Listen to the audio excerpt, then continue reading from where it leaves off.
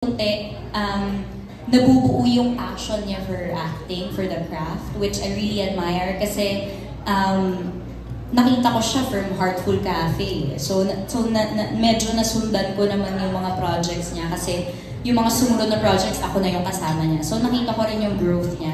And ngayon masasabi ko na mas komportable na siyang umarte sa harap ng camera at mas dedicated siya na galingan yung mga characters at mga projects. And like, sa mga projects na kinukuha niya, very mindful din siya.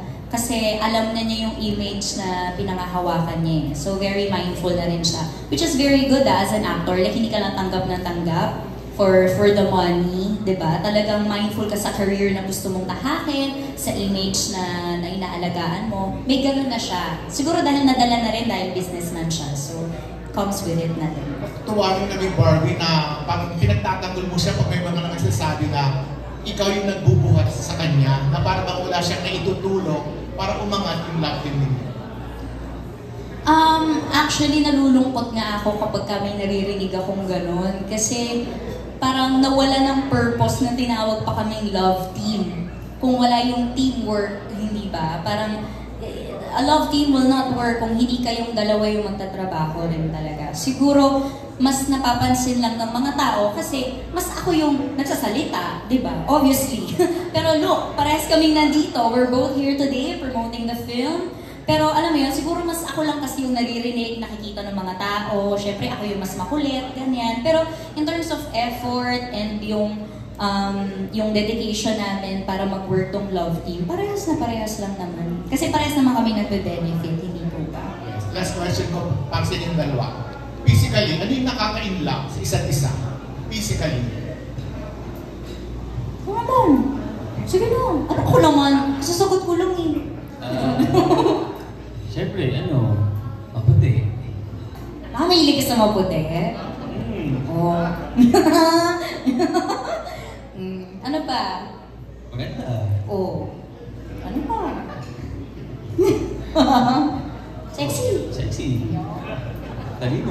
Ganda ng buhok. Exactly. Matangkad. Tangkad. Yes. Tsaka mabango daw. Mabango. Actually, mabango naman. Barbie, ikaw naman kay David. Ang mga gusto kong qualities ni David, yung pag-aalaga niya sa akin, pag kami lang dalawa, yung kapag kunwari, actually isa nga sa mga naalala kong memorable na eksena, yung doon nga nung nasa crossing kami, nasa kalsada kami, wala kaming lapel, wala kaming anything.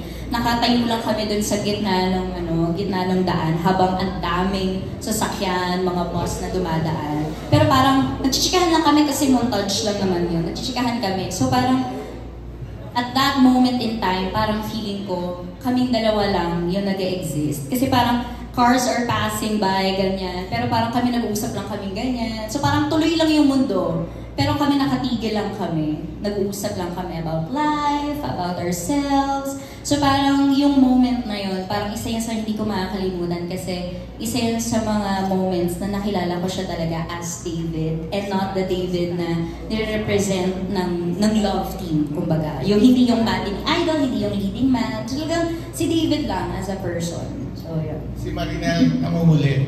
Ano yung physical na nagustuhan mo kay David? Kay David?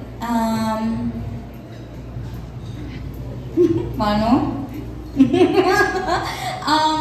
Yung physical quality na nagustuhan ko kay David, siguro yung kanyang biceps. Nakita ko yon nung maging sino ka man kami kasi lagi siya nakasando. Lagi siya nakasando. Bilaki-laki ng katawan niya kasi lagi siya nag-workouts. Nakalaki ng biceps niya, ganun. Diba? Na-experience ko yun kasi diba natulog kami sa kama. Sa eksena, magkatabi kami. Naramdaman ko ang kanyang mga busy. Ganun. Kay David alam, namimiss mo ba yung mga ganung moment na nagtatabi kayo sa kama? Talaga yung mga tanong mo talaga. Ako rin na, bonus na lang yun. Ikaw ba, may katabi ka ba kagabi? Wala. Bakit wala? Thank you!